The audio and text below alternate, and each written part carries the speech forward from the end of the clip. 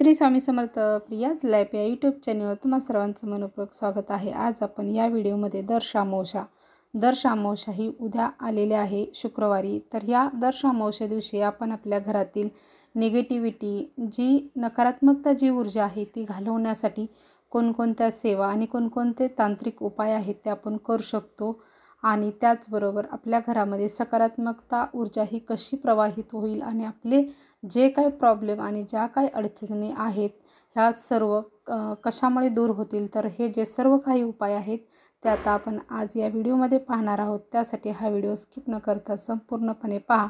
तर चला आता माहितीसाठी आपण सुरुवात करूया। उद्या दर्शामोशा ही पहाटे 4:58 सुरू होणार आहे आणि रात्री 11:40 समाप्ती होणार आहे। म्हणजे उद्या दिवसभर ही अमावस्या असणार आहे।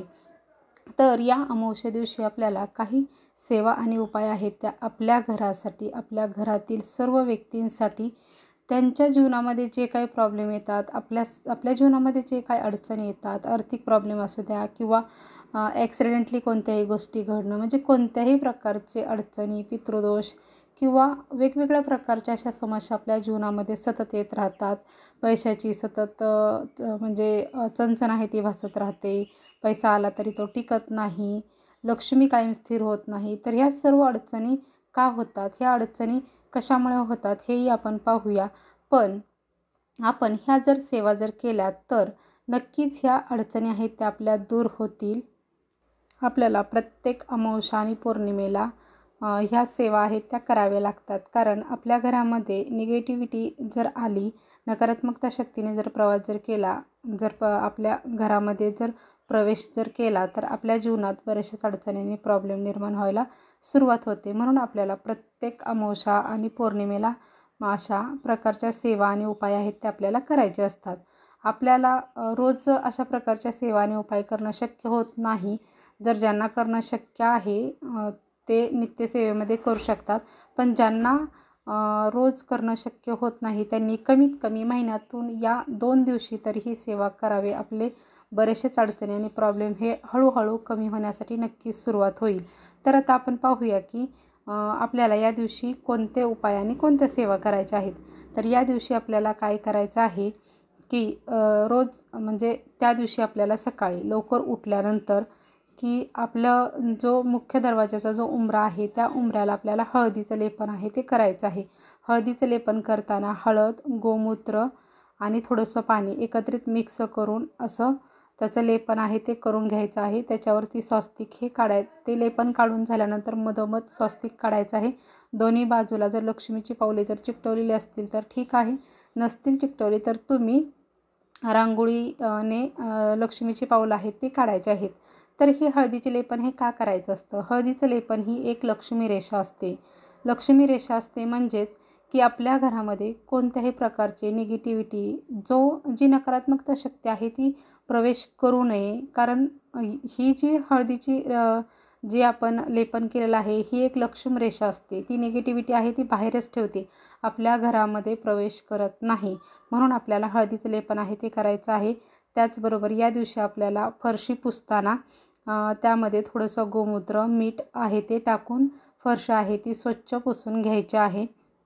याचबरोबर आपल्याला आपल्या घरातील व्यक्तींना कोण आजारी असेल किंवा आपल्या घरातील ती व्यक्ती आहे सतत आजारी पडत असेल किंवा घरातील म्हणजे ज्या आपल्या सर्व व्यक्ती आहेत त्यांना काही ना काही ह्याच्यात प्रमाणात जर त्रास होत असेल तर आपल्याला त्यांच्यावरून एक उतार आहे तो करायचा आहे। तो म्हणजे एका नारळाने करायचा आहे। तर नारळाने आपल्याला तो उतारा कसा करायचा आहे, एक नारळ घ्यायचा आहे, त्याच्यावरती सिंदूर, जे सिंदूर आहे त्या सिंदूरनेच हे आपल्याला त्याच्यावरती त्रिशूलचा आकार आहे तो आपल्याला काढायचा आहे। त्रिशूलचा आकार आहे तो काढायचा आणि तो नारळ श्री स्वामी समर्थ म्हणत आपल्याला त्या व्यक्तीच्या म्हणजे जी आपल्या घरातील कोणती व्यक्ती आहे आजारी किंवा त्या व्यक्तीला सतत अडचणी प्रॉब्लेम येतात त्या व्यक्तीच्या अंगावरून तो असा 7 वेळा उतारा आहे तो आपल्याला करायचा आहे। आणि हा नारळ आहे तो नंतर आपल्याला बाहेर आहे तो निर्मल्याच्या ठिकाणी आहे तो तिथं टाकून द्यायचा आहे. जर पाणी जर असेल तुमच्या जवळपास कुठे तर पाण्यात सोडून दिला तरीही चालू शकते. आता तुमच्या घरातील सर्वांना जर त्रास होत असेल तर आपण काय करायचं आहे, सर्वांना जर त्रास होत असेल म्हणजे एकत्रित सर्वांना कुटुंबात प्रॉब्लेम होत असतील तर तुमच्या घरावरूनही अशा पद्धतीचा नारळ आहे तो घ्यायचा आहे आणि तो उतरायचा आहे. जर म्हणजे आता तुम्ही असं म्हणसाल की हा एकच नारळ आहे तो त्या एका व्यक्तीवरूनही उतरलेला आहे आणि तोच नारळ आम्ही परत घरावरून उतरला तर चालेल का? तर तसं नाही. प्रत्येक सेवेसाठी आपल्याला वेगवेगळा जो नारळ आहे तो घ्यायचा आहे. जर व्यक्ती आजारी असेल कोणती तुम्ही त्याच्यासाठी जर असं केलं असेल तर तो नारळ सेपरेट आणि घरावरून उतरण्यासाठी घ्यायचा आहे तो एक नारळ सेपरेट. पण हे जर तुमचं स्वतःचं घर जर असेल तरच तुम्ही घरावरून नारळ जर उतरला तर तुम्हाला त्याचा फरक जाणवतो. आता स्वतःचं घर नसेल, आपण जर भाड्याने जर राहत असेल दुसऱ्याच्या घरात तर आपल्याला आपल्या घरातील सर्वांना त्रास होतो. तर त्यावेळेस काय करायचं, तर आपल्या घरातील सर्व व्यक्तींना एकत्रित एका ठिकाणी उभं करायचं आणि त्या सर्व व्यक्तींच्या वरून तो नारळ आहे तो श्री स्वामी समर्थ, श्री स्वामी समर्थ असं म्हणत म्हणत आपल्याला 7 वेळा उतरवायचा आहे आणि तो नंतर आपल्याला पाण्यामध्ये सोडून द्यायचा आहे किंवा निर्मल्यात टाकायचा आहे. ही एक सेवा करायची आहे. याने आपल्याला म्हणजे कोणत्याही प्रकारचे त्रास आणि जे काही प्रॉब्लेम आहेत ते आपल्याला होणार नाहीत. त्यासाठी आपल्याला एक दुसरी सेवा करायची आहे. म्हणजे आपल्याला उद्या अमावस्या आहे, त्या अमावस्येला पितरांसाठी एक आपल्याला दिवा लावायचा आहे. आपल्याला थोड्या ना थोड्या प्रमाणात पितृदोषाचा त्रास आहे तो होतो. कारण काय होतं, आपण कितीही स्वामींची सेवा करतो किंवा आपल्या कुलदेवाची इतर देवांचीही सेवा करतो, पण आपल्याला फरक आहे तो जाणवत नाही. तर का असं का होतं? कारण की काय होतं की आपल्या आणि देवाच्यामध्ये पितृ हा उभा असतो आणि त्याच्यामुळे आपण जी सेवा करतो ती देवापर्यंत पोहोचत नाही. म्हणून आधी पितराला तृप्त करायचं असतं. पितराला तृप्त करण्यासाठी प्रत्येक अमावस्याला आपल्याला आपल्या घराच्या बाहेर उजव्या बाजूला म्हणजे आपल्या उजव्या बाजूला घरात प्रवेश करताना उजव्या बाजूला आपल्याला एक ह्याचा दिवा, मातीचा दिवा म्हणजे एक मातीची पंती घ्यायची आहे आणि ती दक्षिणेकडे त्या दिव्याचं तोंड करून तो दिवा आहे तो लावायचा आहे.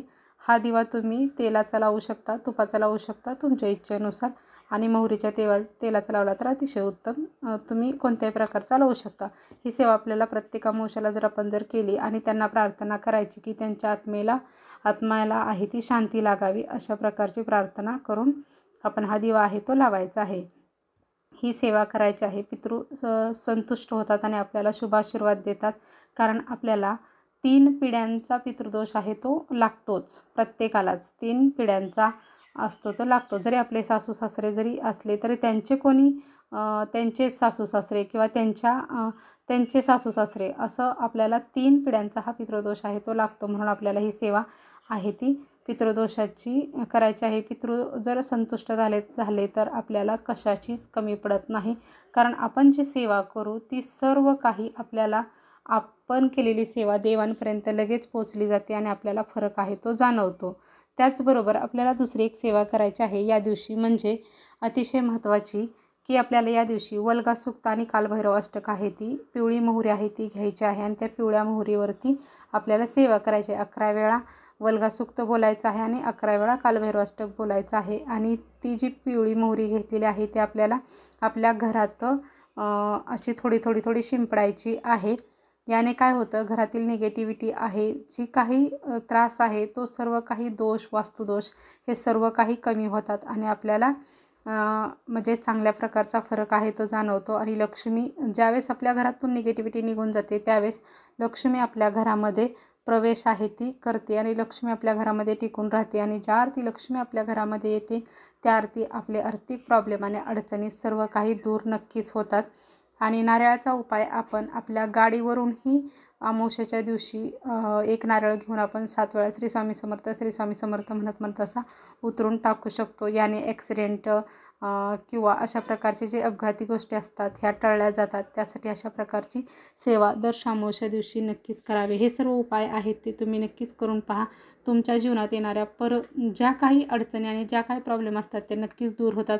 कारण मी तर माझ्या घरामध्ये ह्या ज्या सर्व तुम्हाला सेवा सांगते ह्या सर्व सेवा मी प्रत्येक अमावस्याला करतेच. तुम्ही ह्या कराव्या आणि तुमचंही जीवन आहे ते खूप आनंदी आणि छान व्हावं असं मला वाटतं. श्री स्वामी समर्थ.